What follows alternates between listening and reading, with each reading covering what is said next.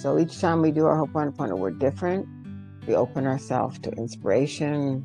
We allow for these old thoughts and old negative thoughts and things that are just somebody's idea, our idea, or what we've learned, to be set free, to actually be removed from us. There's a freedom there.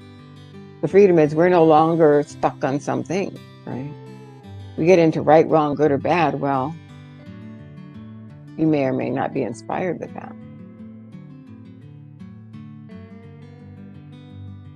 So you do your Ho'oponopono, you petition to cause to make right. Maybe you get a different idea. There's a freedom there.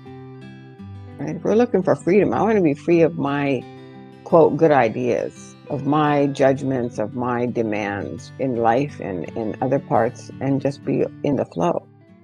So the freedom would be really being in the flow.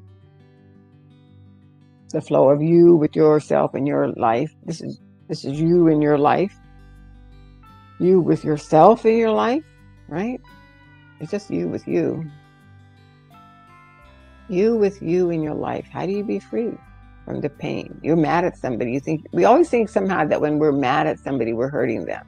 It's ridiculous. We're hurting ourselves. I'm not talking to that person.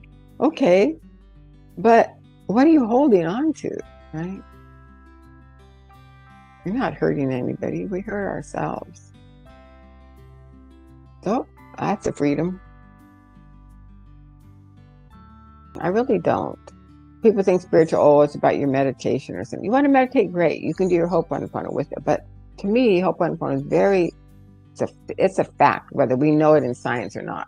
So this is very much hardcore in the physical. You allow yourself to change.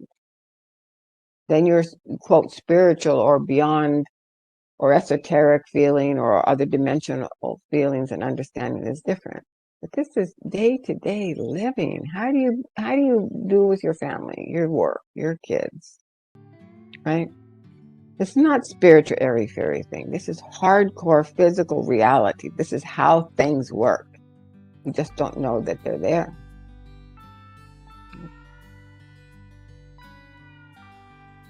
There's bears there.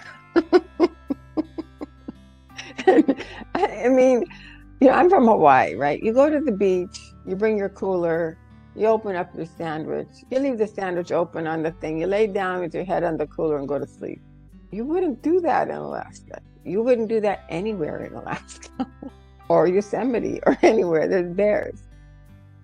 I'm being kind of silly, but I'm not, because this kind of thing is going on. So whatever you notice, right? So for me, I noticed, wow, I'm not used to that. I didn't grow up knowing bears. I didn't grow up knowing that if you're leaning against a nice warm rock, maybe somebody else is under that rock. We don't have that in Hawaii. So here again, I'm going somewhere, I get to clean, pay attention to what I think about, fear, even react to. Yeah. I love Alaska. I have a love for the glaciers particularly. I went to a glacier and I felt like I couldn't leave it. I didn't want to leave. I had a magnetic. They had to like pull me away. I was like the last one to leave. So again, we're in the physical. This is a physical thing we're doing when we do Ho'oponopono. It's a petition to cause to make right throughout all universes and time. But these connections that we have, we're here to clean you. So again, I hope you'll join us if you're inspired on Monday, August 15th at 10 a.m. We'll be doing a lecture, Self-Identity through Ho'oponopono lecture and workshop on how you're applying self-identity through Ho'oponopono with freedom and just anything you'd like to. We'll be doing a questionnaire during the time if you'd like to join in, where we would actually be working on the problems that we have or experiences, and then we'll do our cleaning and tear it up. Okay, I'll see you there. Thank you.